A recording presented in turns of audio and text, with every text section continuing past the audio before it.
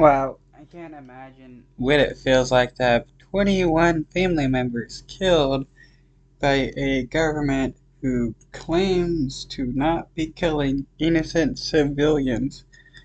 This is pretty wild. That's a large number of family members of one family to kill in one airstrike. Well, as we just heard, Al Jazeera correspondent Mu'min al-Sharafi has lost several members of his family in Israeli airstrikes on Gaza's Jabalia refugee camp. Al-Sharafi lost his mother and father, along with his siblings, nieces and nephews, when Jabalia was carpet bombed by the Israeli army. Well, Mu'min's cousin was at the scene of the attack.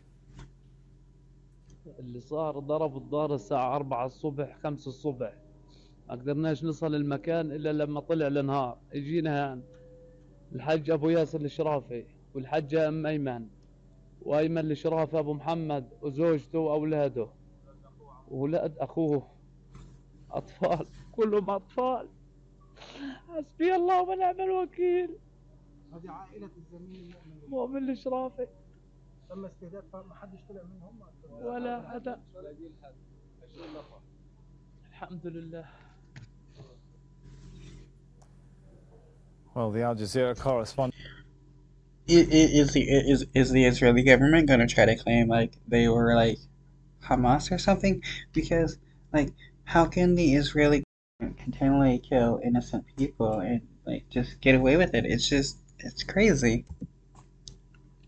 Mu'min al-Sharafi was in Khan Yunis when the strike happened. This is what he had to say about losing his family.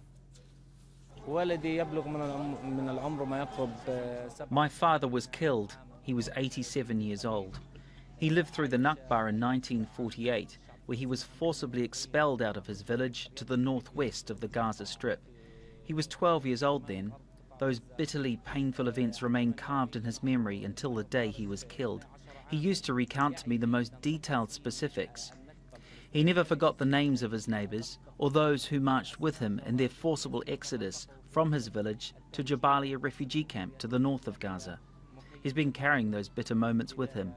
That is why he refused to relive the same vicious events. He always feared being expelled south or out of the Strip. He held his ground to the last moment and preferred to die holding on to his roots, especially since he was a history teacher who taught thousands of students throughout his career. So did my mother, who served in the education field for 35 years.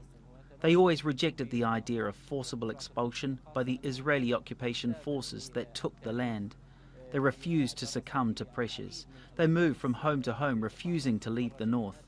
That was their destiny, and all I can say is that God is our rock. He is the disposer of all affairs. God is our refuge, and from him only we gain strength.